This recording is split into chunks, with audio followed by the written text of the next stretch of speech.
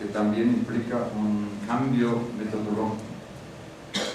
No puedes hacer, por ejemplo, entrevistas, no puedes hacer grupos focales en la cultura asiática, porque la cultura asiática te prescribe nunca decir nada mal sobre el otro, no contradecir, no tomar una posición contradictoria a otra persona, como debe pasar en un grupo focal.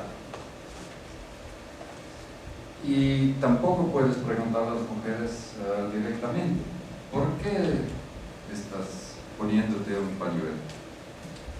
No puede. Sería una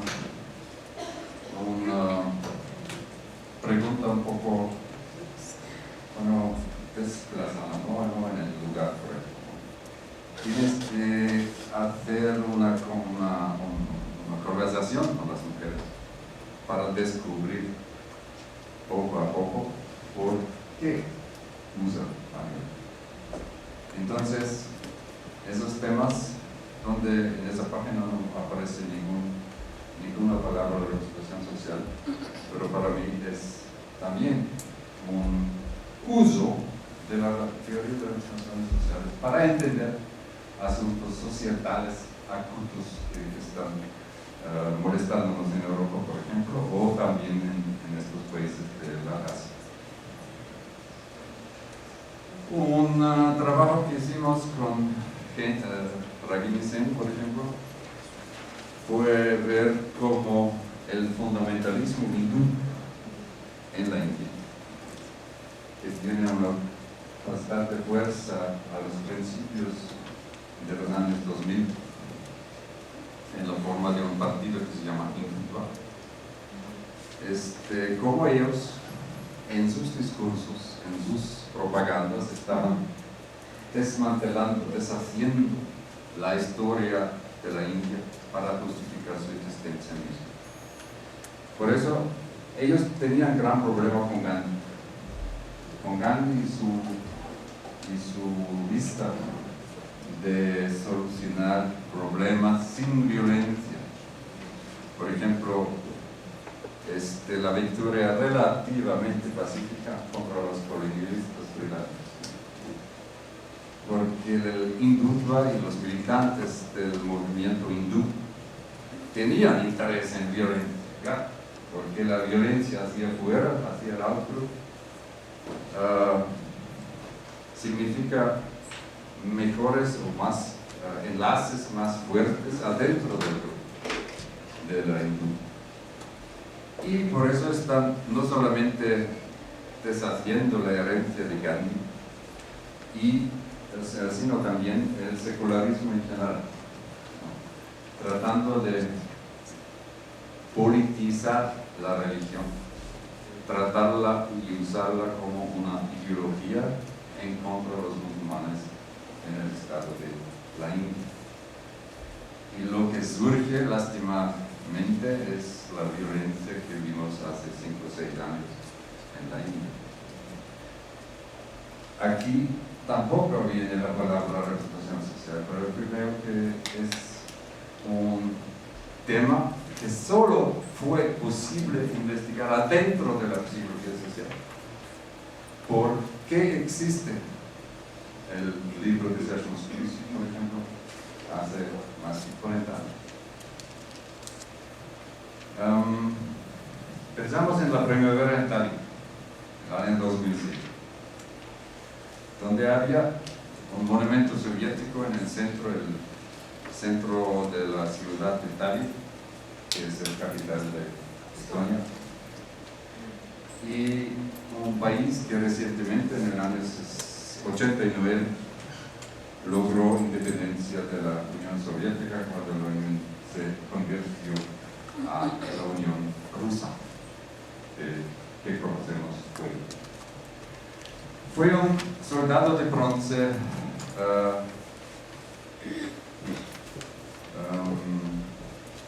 un monumento que tenía el sentido de lembrar, de recordar la victoria de la armée soviética en contra de los alemanes. 44 y 45. Este monumento fue un problema para los estonianos, estonios,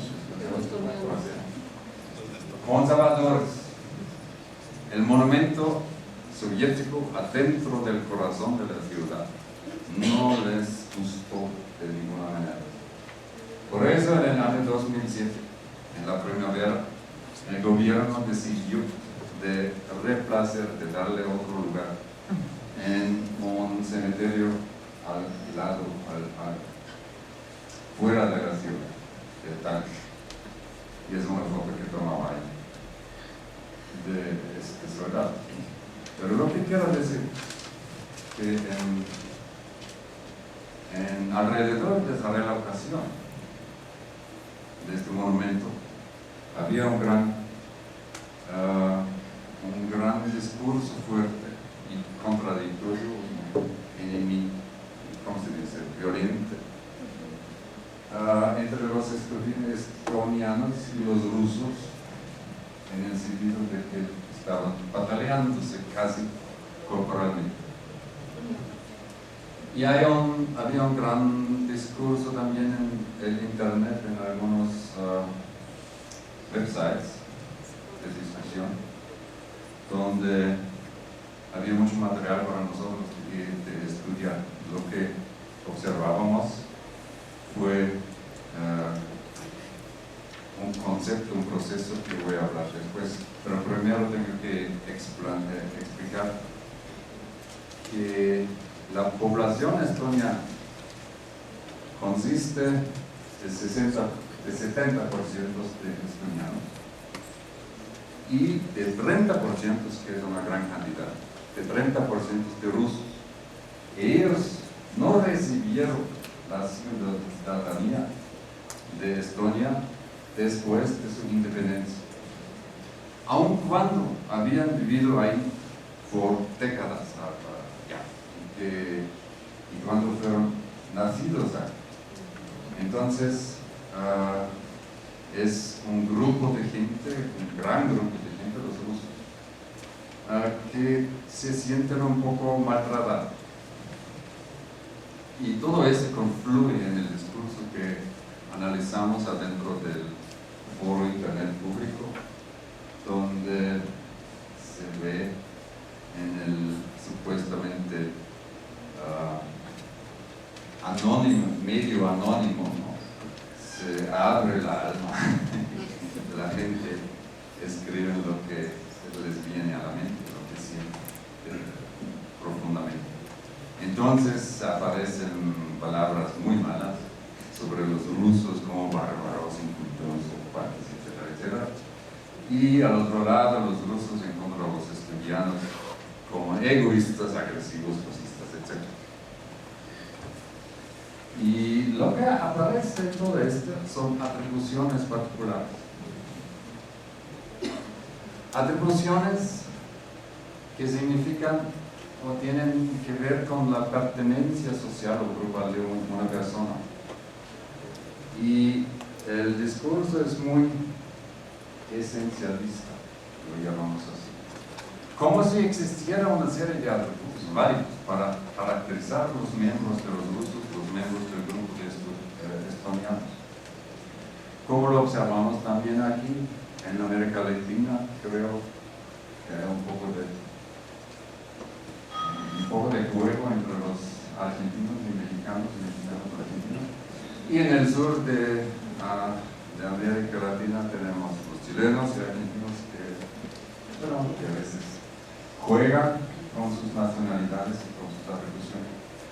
Pero estos estereotipos de los alemanes, de los argentinos, de los mexicanos, de los vascos, de los africanos, etc., tiene que ver con un término, con un proceso que ya estaba descrito y usado dentro de la psicología social y que se llama esencia. Ese discurso es como si existiera una sustancia intrínseca